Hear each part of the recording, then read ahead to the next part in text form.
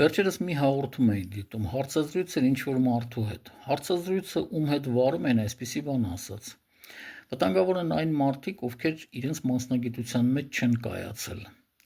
Չգիտեմ ումի նկատի ուներ, բայց կոնկրետ մարդու անուն էլ տվեց՝ Ադոլֆ Հիտլերին, որը ժամանակին եղել էր նկարիչ, բայց հետագայում ամբողջությամբ տրվել էր քաղաքականությանը։ Հիտլերը, երբ ցանկացել էր ընդունվել Գեղարվեստի ակադեմիա, մեկ տեղի համար վերջում մնացել են 2 հոգի, ինքը եւ մեկ չեխ նկարիչ, չեխական հրեա։ Ընդունել են այդ չեխ հրեային։ Հիտլերը մինչև կյանքի վերջ ատելություն էր պահպանում այդ մարդու հանդեպ։ Նաեւ հավանաբար հենց դա էր պատճառը եղել, որ նա ատում էր հրեաներին։ Այդ մասին իմ էջում հոլովակ կա։ Բայց այն նկարները, ինչ որ Հիտլերից մնացել են, մասնագետներն ասում են, որ դրանք միջակություններ չեն, միջակությունից բավականին բարձր եւ կարելի ասել որոշ նկարներ բավականին հաջողված նկարներ են։